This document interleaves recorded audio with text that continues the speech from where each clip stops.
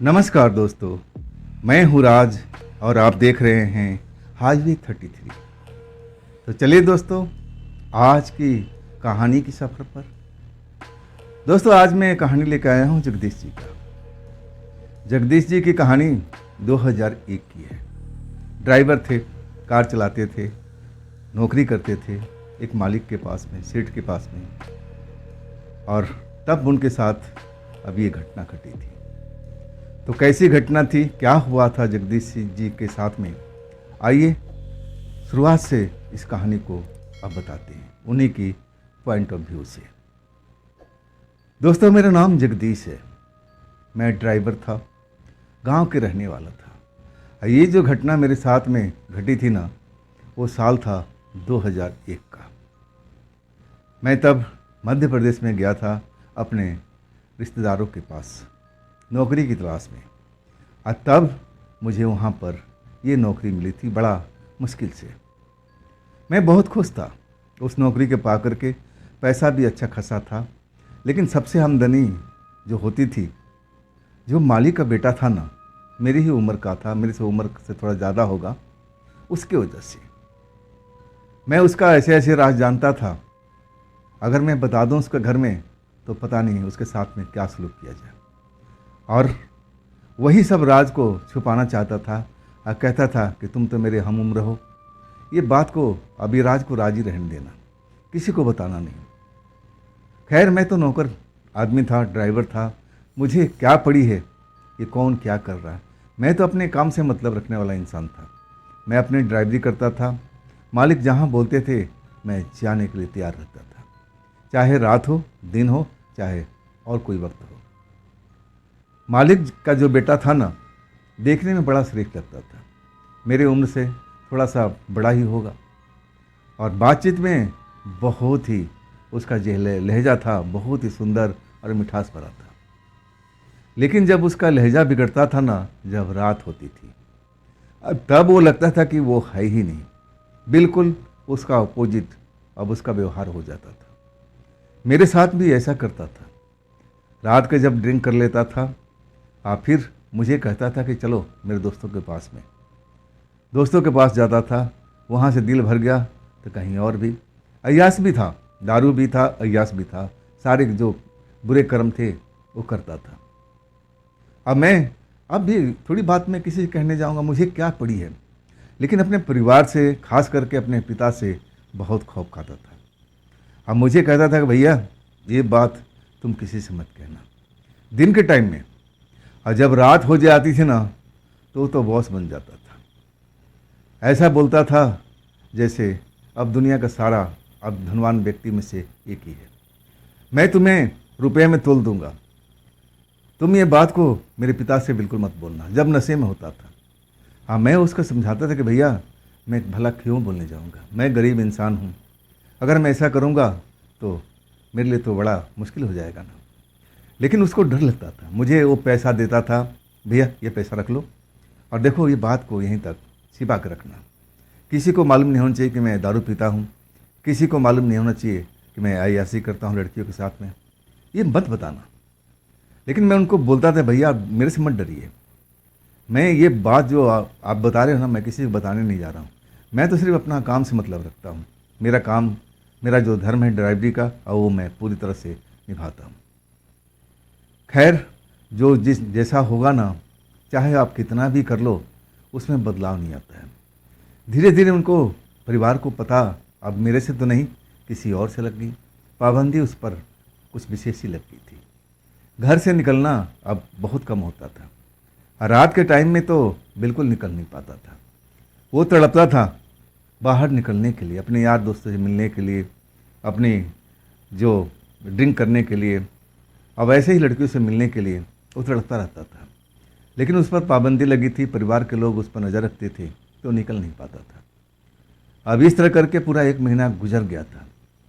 दिन में मुझे मिलता ना, जब मैं गाड़ी को धो रहा था, तब वो आता किसी न किसी बहाने से और कहता, भैया मैं तो फंस गया हूँ, कहीं ये बात आपने तो नहीं कही है। मैं कसम खा के उसको विश्वास दिलाता कि नहीं भैया, मैं भला क्यों बताऊँगा, ये कोई और किसी ने बताया होगा। खैर, 1 महीने के बाद में जब ये उनके परिवार बाहर जाता है, विदेश जाता है, और लड़का घर पर सिर्फ अकेले ही रहता है। अब तो उसको आज़ादी मिल गई थी, लेकिन परिवार वालों ने उसको चेतावनी दे करके अब जा रहे थे कि देखो, अगर हमें किसी के मुंह से शिकायत मिल गया, तुम जाओगे बाहर, हमें तो पता ही लग जाएगा, और फिर तुम्हारी खैर नहीं। अब वो जो लड़का था ना, बड़ा सतर्क हो गया था। जैसे पहले खुलेआम कहता था, चलो ड्राइवर भैया गाड़ी निकालो और चलो हम चलते हैं।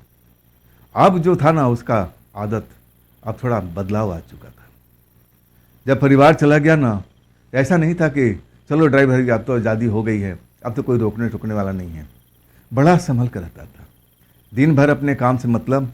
और जब रात हो गई, जब सारी दुनिया सोने लगी, रात को 11 बजे मैं भी अपने रूम में आराम कर रहा था। और तब वो आता है, मेरा दरवाज़ा खटखटाता है, ड्राइवर भैया उठो उठो उठो। मैं उठता हूँ, दरवाज़ा खोलता हूँ तो देखता हूँ कि साहब खड़े हैं। जी साहब बताइए क्या बात हो गई, इस वक्त में रात के 11 बज रहा है। कहने लगा, भैया तैयार हो जाओ, हम लोग निकल रहे हैं। बहुत दिन हो गया ना, मैं अब थोड़ा घूमना फिरना चाहता हूँ। अब मैं मना तो कैसे करूँ, मैं तो भाई उसी का अब एक तरह से नमक खाता हूँ, पैसा उसी से मिलना है, तो मैं थोड़ी अपनी नौकरी को कोई आँच आने देनी थी। मैं बोला ठीक है साहब, मुझे 10 मिनट दीजिए और मैं तैयार होकर आता हूँ।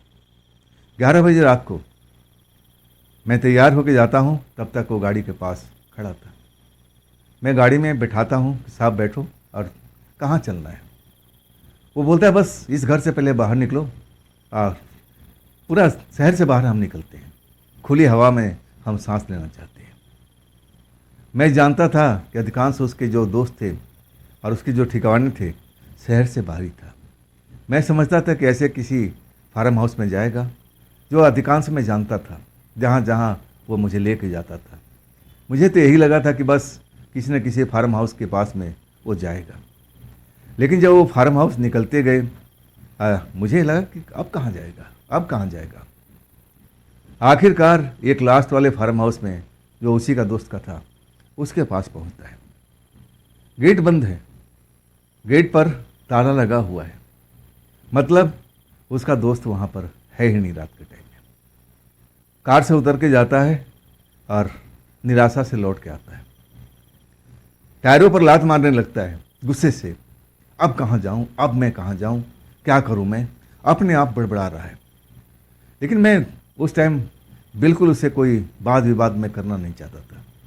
मैं जानता था कि अभी खामोश रहना ही ठीक है मेरे लिए, मेरे सेहत के लिए, मेरी नौकरी के लिए। मैं आराम से ड्राइविंग सीट पर बैठे रहता हूँ। और तब वो कहता है कि ड्राइवर भैया चलो हम एक नई जगह चलते हैं। अब क्या, गाड़ी में बैठ गया और बताने लगा कि चलो हम उस इलाके में चलते हैं। मैं गाड़ी अपना स्टार्ट कर दिया और चल पड़े। और तब तक आधी रात से ज़्यादा का वक्त हो चुका था। रोड पर बिल्कुल वाहन आना जाना कम हो चुका था। सड़कें एकदम सुनसान टाइप की हो चुकी थी, और जो दुकान रोड पर बनी हुई थी वो सब बंद हो चुकी थी। मतलब पूरा सन्नाटा रोड पर पसर चुका था। लेकिन साहब को जो आदत थी, अब उससे लाचार थे।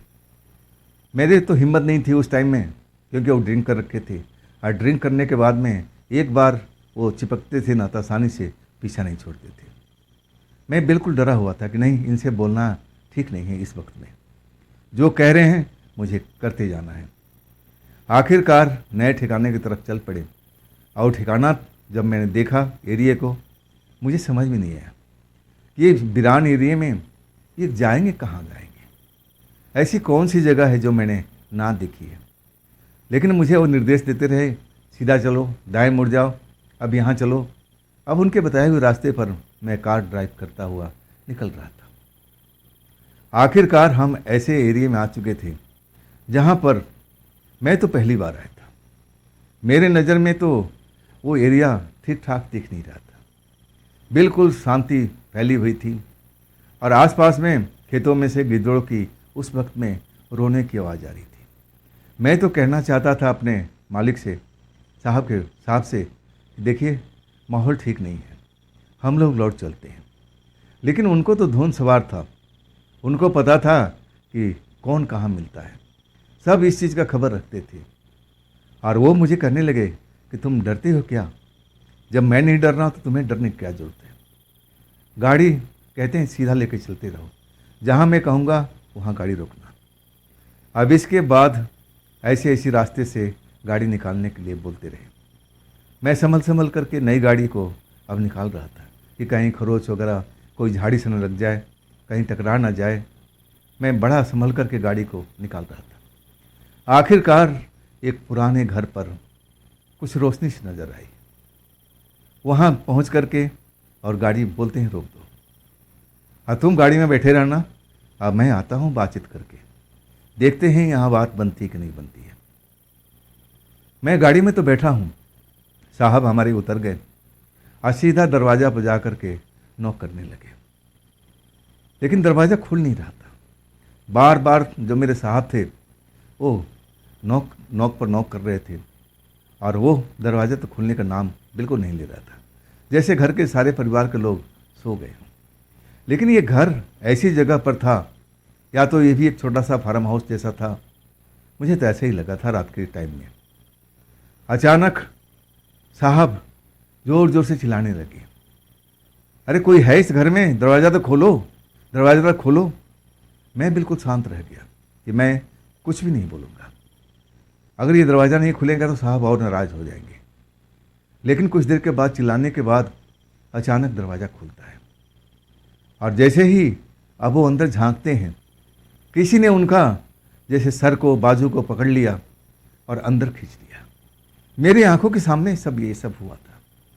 और जो साहब थे ना, एकदम घुटी घुटी चीख निकालने लगे, डर गए थे और मुझे आवाज़ देने लगे कि ड्राइवर भैया मुझे बचाओ, मुझे बचाओ। सही कहूँ ना कि उस टाइम में मुझे पसीना निकल गया था। मैंने अपनी आंखों से सब कुछ देखा था।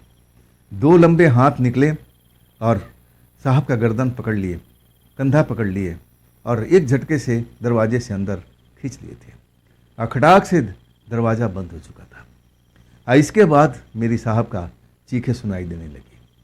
कुछ देर तक चीख सुनाई देती रही कि ड्राइवर भैया मुझे बचा लो, मुझे बचा लो। इसके बाद मैं बहुत भयभीत हो जाता हूँ, डर जाता हूँ, एकदम खौफ में भर जाता हूँ कि अचानक ये सब क्या हुआ। कौन थे जो घर के अंदर हैं, हमारे साहब को ज़बरदस्ती खींच लिए? ये साहब यहाँ पर क्यों आए थे? यहाँ पर कौन रहता था साहब का? क्या कोई लड़की से मिलने के आए? मुझे तो यही लगा था कि लड़के को चक्कर में ही यहाँ पर आए थे। ऐसे ही करते थे। मैं कहूँ ना कि उस टाइम मेरे पास में सोचने समझने की शक्ति बिल्कुल नहीं थी। मैं बैठा हुआ था अपना स्टीयरिंग संभाले और मेरे हाथ पैर काँप रहे थे कि हे ईश्वर, ये क्या होगा, क्या हो गया, क्या हो गया। खौफ से भर गया था। लेकिन मैं हिम्मत करता हूँ और मैं गाड़ी से उतरता हूँ।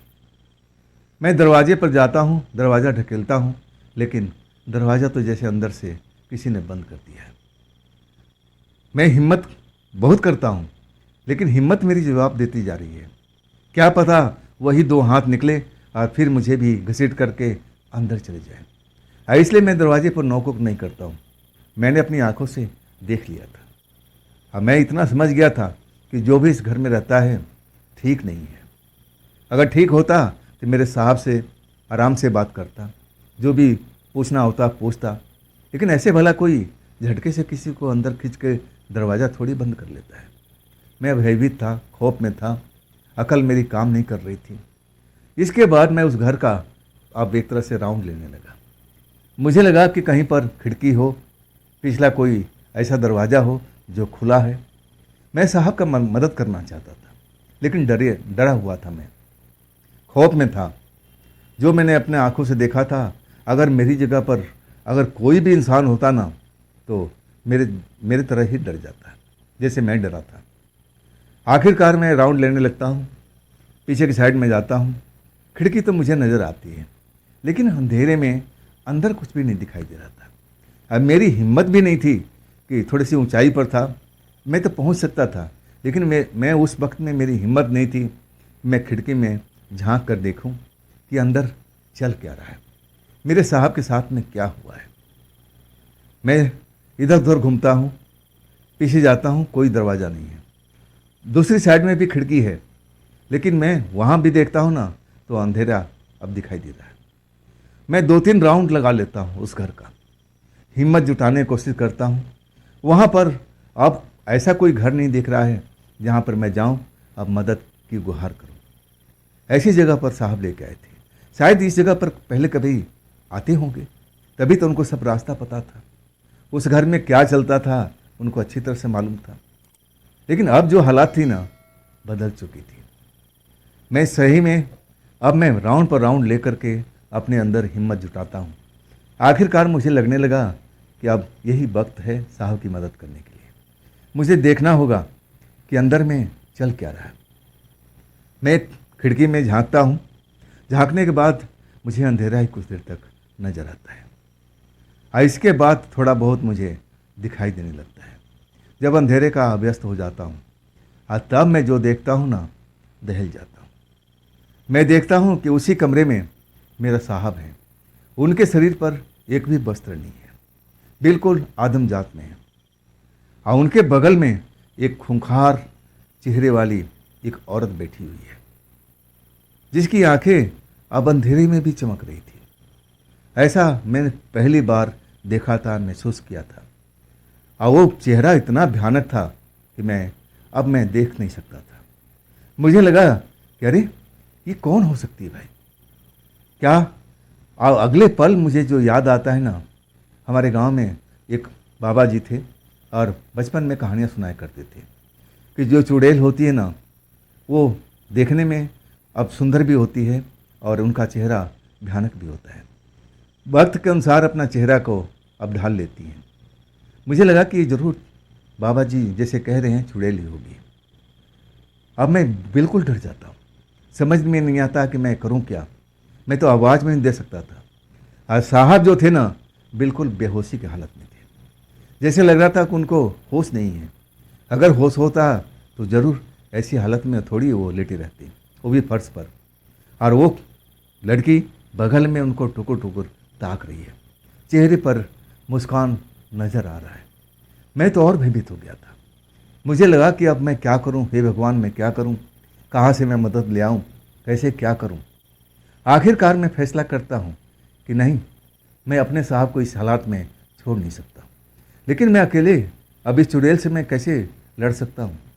मैं तो कोई जानकार भी नहीं था, कोई ना तो मुझे कोई मंत्र आता था, ना मैं इस चीज़ का कोई जानकारी रखता था।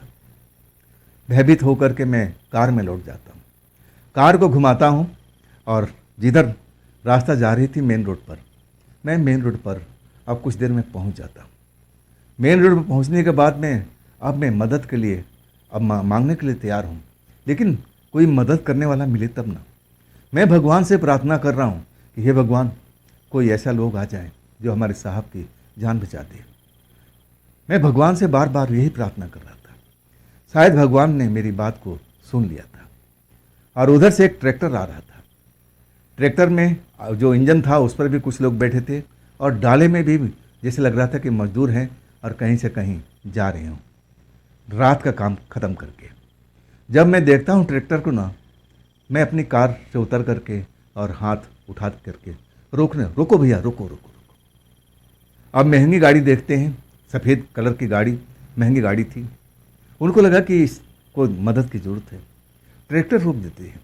अब मुझे आवाज़ देते हैं, भाई आ जाओ, बात क्या है, गाड़ी ख़राब हो गई है। मैं उनके पास दौड़ के जाता हूँ। कहता हूँ नहीं नहीं, गाड़ी ख़राब नहीं है। मैं जल्दी जल्दी पूरा वाक़या जो साहब के साथ में हुआ था बता देता हूँ। वो लोग एक दूसरे के मुंह देखने लगते हैं, आपस में बात करने लगते हैं। अब मैं तो डरा हुआ था, उनकी बात को सही ढंग से समझ नहीं पाता। लेकिन मैं बार बार गुहार कर रहा हूँ कि भाई साहब देर हो रही है, कहीं मेरे साहब की जान ना चली जाए, आप लोग चलिए ना, मेरी मदद कीजिए ना, मेरे साहब खतरे में हैं। और तब वो लोग कहते हैं ठीक है, गाड़ी अपना मोड़ो और चलो, हम तुम्हारे पीछे पीछे चलते हैं, तुम डरो नहीं, हम तुम्हारे साथ में हैं ना। बाकी में उस वक्त में मेरी हिम्मत बढ़ गई थी। मैं अपना गाड़ी मोड़ता हूँ और फिर उसी कच्चे पक्के रास्ते पर गाड़ी लेके चल देता हूँ। और हमारे पीछे पीछे वो ट्रैक्टर अब चल पड़ा। मैं बार बार देखता हूँ, ज़रा सा ट्रैक्टर पीछे रह जाता है तो मैं अपनी गाड़ी रोक देता हूँ। जब ट्रैक्टर पास में आता है और तब मैं अपनी गाड़ी आगे बढ़ाने लगता हूँ। आखिरकार हम उस जगह पर पहुँच जाते हैं। वो लोग ट्रैक्टर से उतरते हैं, मैं भी उतरता हूँ और कहते हैं यही घर है। मैंने बोला हाँ यही घर है, अगर आपको विश्वास नहीं है तो मेरे साथ में चलो, मैं खिड़की से दिखाता हूँ। मैं उस खिड़की पर एक इंसान को ले जाता हूँ जो ट्रैक्टर चलाता है, जो ड्राइवर होता है। अब मैं बोलता हूँ कि कुछ देर आप अंधेरे में देखने का थोड़ा व्यस्त करना, तब आपको नज़र आता है आएगा। वैसा ही करता है और कहता है कि भाई ये तो कुछ अलग ही चल रहा है, वहाँ पर कुछ अलग ही खेल हो रहा है, तुम कहाँ लेके आ गए। मैं कहने लगा कि जो खेल चल रहा है ना उस चुड़ैल का है, मेरे साहब का इसमें कोई दोष नहीं है। साहब को तो मैं बेहोशी की हालत में देखा था और वो ज़मीन पर बेहोशी की हालत में बिना कपड़े के पड़े हुए थे। ड्राइवर कहता है कि हाँ हाँ तुम ठीक कह रहे हो, ऐसा है, चुड़ैल उसके साथ में कुछ खेल खेल रही है। अब आपस में वो लोग आ जाते हैं, फैसला करते हैं कि करना क्या चाहिए। उनमें से कुछ पुराने लोग भी थे, अधेड़ उम्र के थे। अब फिर कहते हैं कि बस एक ही उपाय है, हम इकट्ठा हो जाते हैं और उनके पास में कुछ मिट्टी ढोने का बर्तन, फवाड़ा, ऐसा कुछ भी था। वो कहते हैं हम शोर मचाते हैं, हमारी शोर से वो चुड़ैल डर जाएगी और तुम्हारे साहब को छोड़ करके भाग जाएगी। उनको जो बुजुर्ग कह रहे थे कि चुड़ैल को अब ऐसे ही हम भगा सकते हैं, हमने कई बार अपने गांव में ऐसा किया है और ये जो फार्मूला है काम करता है। फिर क्या था, जो भी था मिट्टी ढोने का जो लोहे का बर्तन होता है, अपने फवाड़े से लेकर के एक साथ में बजाना शुरू कर दिया, टन टन टन टन टन टन टन टन, और लोग चिल्लाते जा रहे थे। वाकई में जब शोर होता है ना, मैं जब देखता हूँ ना तो मेरे होश उड़ जाते हैं। दरवाज़ा खुलता है और वो चुड़ैल बाहर झांकती है, लेकिन एक सुंदर लड़की के रूप में उसको देखता हूँ। और फिर दरवाज़ा बंद हो जाता है, लेकिन जो ये शोर है ना चलता रहता है काफ़ी देर तक। आखिरकार दरवाज़ा अपने आप खुल जाता है। ना तो कोई लड़की दिखाई देती है, ना वो बुरी शक्ल वाली चुड़ैल, लेकिन किसी का हिम्मत नहीं है कि हम लोग उस दरवाजे के अंदर चले जाएं। सारे अब फैसला करते हैं क्या करना चाहिए, दरवाज़ा खुल चुका है, क्या हम लोग अंदर चलें। ड्राइवर जो ट्रैक्टर का कहता है कि तुम लोग डरो मत, मैं हनुमान जी का भक्त हूँ, मैं हनुमान चालीसा पढ़ते हुए चलूँगा और तुम लोग मेरे पीछे पीछे चलना, सब कुछ बजरंग बली सही कर देंगे। और वो ड्राइवर ऐसा ही करता है, हनुमान चालीसा पढ़ना शुरू कर देता है।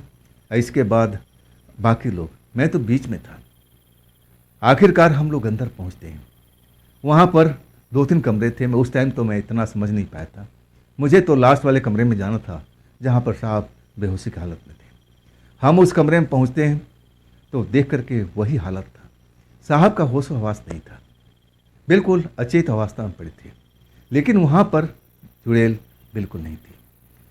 सारे मिलकर के हम उनको होश में लाते हैं और तब जा कर के वो होश में आते हैं। कपड़ा पहनाया जाता है, कपड़ा पहनाने में मैं भी मदद किया था। अब इसके बाद हम उनको लेकर चलाते हैं बाहर में। साहब का हालत अभी भी ठीक नहीं थी, जैसे लग रहा था कि पूरे होश में नहीं हो। वो बड़बड़ा रहे थे, मुझे छोड़ दो, मुझे छोड़ दो। कभी आंखें खोलते थे, कभी बंद करते थे। ऐसी उनकी अब दशा हो चुकी थी। आखिरकार वो ड्राइव कर रहा था, भैया तुम्हारे मालिक तुम इस जगह पर आए हो क्यों? ये तो जगह सालों से खाली पड़ा हुआ है। कभी कभी हम ट्रैक्टर लेके आता हूँ और तब मैं देखता हूँ यहाँ तो कोई रहता नहीं है। इस सीज़न में जब फसल का सीज़न आता है ना, तब यहाँ पर जो खेतिहर हैं लोग, वो लोग रात को रुकते हैं। लेकिन अभी तो कोई फसल का टाइम नहीं है, तो ये तो जगह पूरी तरह से खाली पड़ा है। यहाँ पर तुम्हारे साहब क्यों आए थे? अब मैं क्या बताऊँ, कैसे बताऊँ कि साहब हमारे किस मूड के थे। मैं जो भी थोड़ा बहुत संकेत था मैं उनको दिया, पूरा बताया नहीं। लेकिन वो ड्राइवर समझदार था और कहने लगा कि यही तो हालत है आजकल के नौजवानों की, और ख़ास करके जो जिनके पास में पैसा है, पैसा फेंक तमाशा देखने वाली काम करते हैं। भैया इनको लेकर निकलो तुम शहर में, चलो हम मेन रोड तक चलते हैं, डरना मत। मैं अब उनकी सहायता से पिछली सीट पर बिठाता हूँ और साहब जो है ना कभी होश में आ जाते हैं, देखते हैं और फिर बेहोशी में जैसे आंखें बंद करके बड़बड़ाना शुरू कर देती है, मुझे छोड़ दो, मुझे छोड़ दो, मुझे छोड़ दो, बस यही सब निकलता था। मैं मेन रोड पर पहुँच करके उनका बहुत बहुत लोगों का धन्यवाद करता हूँ कि आपकी वजह से साहब की जान बच गई। और तब ड्राइवर कहने लगा कि देखो, जान तो हमने बचा दी, लेकिन अभी ये असर में है, उस चुड़ैल के असर में है, और हम लोग कोई तांत्रिक नहीं है। अब तुम्हें तांत्रिक से मिलना पड़ेगा और इनका उपचार कराना पड़ेगा। अब आप निकल जाओ लेकर के। मैं अब धन्यवाद दे करके और गाड़ी स्टार्ट करता हूँ और शहर की तरफ चल देता हूँ। सुबह मैं 5 बजे के आसपास अपनी कोठी में दाखिल होता हूँ। उस टाइम भी साहब कभी सो रहे थे, कभी बड़बड़ा रहे थे, कभी आंखें खोलते थे। मुझे भी नहीं पहचान रहे कि मैं कौन हूँ। उस वक्त में सुबह तक मैं उनका हाथ पकड़ के अंदर ले जाता हूँ, जैसे कोई छोटा बच्चा हो, वो रास्ता भटक गया हो और उसको उंगली पकड़ के हम चलाना सिखा रहे हूँ या लेके जा रहे हूँ। मैं ऐसी कंडीशन में उनको कमरे तक पहुँचाता हूँ और कहता हूँ कि आप यहीं पर रहना, आप बाहर मत निकलना। फिर मैं सोच में पड़ जाता हूँ कि मैं अब करूँ तो क्या करूँ। मेरे कोई जान पहचान तो थी नहीं, मैं भी नया था, लेकिन मैं सोच लिया कि मुझे मदद तो करनी पड़ेगी। मैं सुबह में जब अच्छी तरह सुबह हो जाती है तब मैं घर से निकलता हूँ, आसपास के लोगों से पूछता हूँ, तब किसी ने बताता है कि हनुमान जी के मंदिर है, वहाँ पर कोई ना कोई आपको पंडित जी मिल जाएंगे, तांत्रिक मिल जाएंगे। लेकिन किसके लिए मैं बताता नहीं। वो पूछते हैं बार बार कि किसके लिए चाहिए। मैं टाल देता हूँ कि नहीं, यहाँ के लिए नहीं, कहीं और के लिए चाहिए। आखिरकार उस मंदिर पे पहुँचता हूँ, पंडित जी से मुलाकात करता हूँ, सारी बातें बताता हूँ। पंडित जी कहते हैं कि मरीज कहाँ है। मैं कहता हूँ कोठी में। लेके क्यों नहीं आए। मैंने कि चलने के हालात में नहीं है। और तब कहने लगे टाइम लगेगा, इंतज़ार करो और फिर हम चलेंगे। 1.5 घंटा मैं इंतज़ार किया और तब जाकर पंडित जी चलने के तैयार हुए, पूरा अपना थैला वाला ले करके। और फिर मैं उनको ले करके कोठी में आता हूँ। मेरे साहब की पोजीशन देखते हैं, गंगा जल छिड़कते हैं, कुछ मंत्र बोलते हैं। और तब मेरे साहब की जो हालत थी ना, एकदम बेचैनी वाला हो गई थी। तड़पने लगते जैसे गंगा जल उन पर पड़ा था, जो मंत्र का उच्चारण हुआ था। एकदम तड़पने लगे थे जैसे उनके शरीर में आग लग गई हो, बिजली का करंट लग गया हो, ऐसी हालत हो गई थी। पंडित जी कहने लगे कि बड़ा विकट मामला है, टाइम लगेगा। मैं बोला पंडित जी जो करना है करो, आप पैसे की चिंता मत करो, जो भी दान दक्षिणा होगा मैं साहब से दिलवाऊंगा। आप इनको होश मिला दो, बिल्कुल स्वस्थ कर दो। पंडित जी अपने काम में लग गए थे। अब वाकई उस काम में काफ़ी मेहनत लगा था, मतलब कम से कम 4 घंटे के आसपास मैं अंदाज़ा लगा सकता हूँ, इतना वक्त तो लगा होगा। आखिरकार साहब हमारे होश में आते हैं और पंडित जी को देख करके या मुझे देख करके एकदम चौंक जाते हैं। आप लोग कौन हैं। पंडित जी से पूछते हैं कि आप कौन हैं। फिर मुझे देखते हैं, अरे भैया, ड्राइवर भैया, ये पंडित जी क्यों आए हैं, जैसे उनको कुछ याद ही नहीं हो। मैं उनको समझाता हूँ कि आप भैया दारू के नशे में थे। अब फिर 11 बजे हमारे खोली में आते हैं और अब फिर कहते हैं चलो। मैं आपका पूरा जो कहानी होता है ना उनको सुनाता हूँ। अब आश्चर्य से आंखें फाड़ने लगती हैं, जैसे उनको कुछ याद आ रहा हो। आखिरकार मैं पूरी कहानी बताता हूँ और तब वो चौंक जाते हैं और कहते हैं कि मैं उस घर में गया था। मैंने, आप घर में नहीं गए थे, आपको खींचा गया था और उस घर में एक चुड़ैल थी। वाकई में उनकी हालत एकदम डरने वाली हो गई थी। लेकिन पंडित जी कहे कि देखो बच्चा, आज के बाद उस घर में तो बिल्कुल भूल के मत जाना। अब तुम गए क्यों थे। लेकिन मेरे साहब के पास में इसका जवाब नहीं था।